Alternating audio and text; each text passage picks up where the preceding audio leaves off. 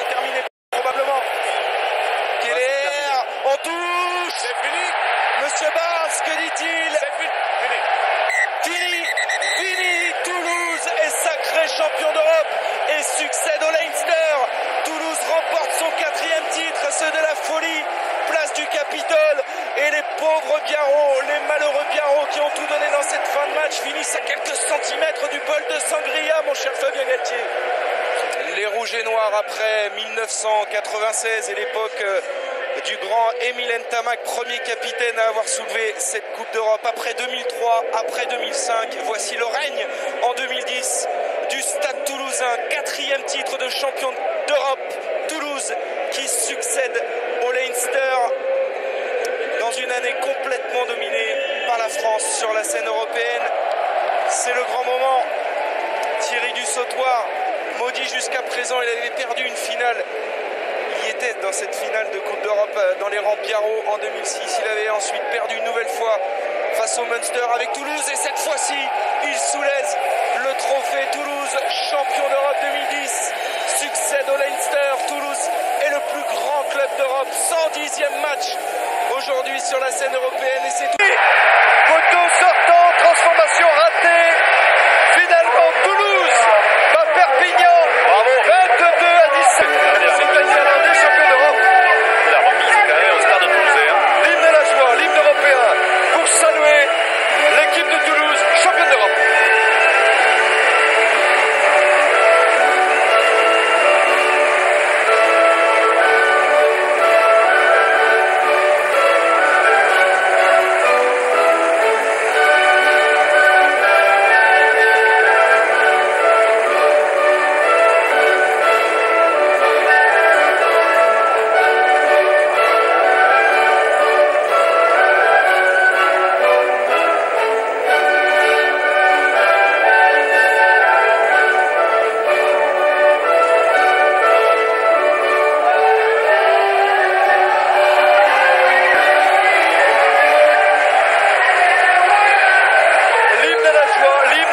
Ce n'est pas une initiative des hommes vont soulever.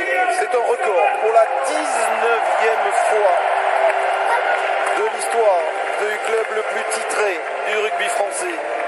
Bête noire de Toulon en finale en 85, en 89 et aujourd'hui en 2012.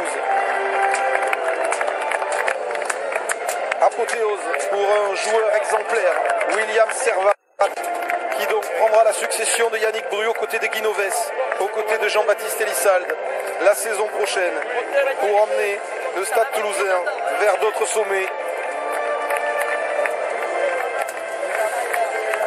Au terme d'une carrière vraiment exceptionnelle. Alors ils ont tous rangé sur la tribune pour soulever ce bouclier que les gamins du SCUF viennent leur présenter. Et ensuite on filera retrouver nos trois.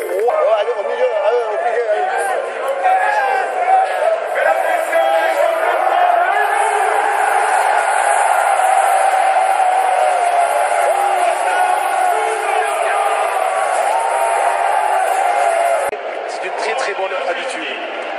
Thierry Dussautoir, le capitaine qui conduit son équipe dans la tribune présidentielle pour aller se saisir du bouclier de Brennus. Thierry Dussautoir qui a connu une fin de saison difficile avec le Stade Toulousain. Il s'était blessé, il est revenu pour les matchs importants. C'est peut-être un signe aussi pour l'équipe de France. Le capitaine de l'équipe de France, il lève le bouclier de Brennus à quelques mois de la Coupe du Monde. Il va se reposer et il va nous faire une bonne préparation avec ses coéquipiers. La bise au président René Bouscatel au passage, la poignée de main avec le président de la Fédération française de rugby, Pierre Camou, qui doit lui dire, à mon avis, ce que vous étiez en train de dire. Il n'y a absolument rien à dire. C'est dur pour Benoît Paillog et les Montpelliérains, mais ce soir, Toulouse, une nouvelle fois, était plus fort. Toulouse, sacré champion de France 2011.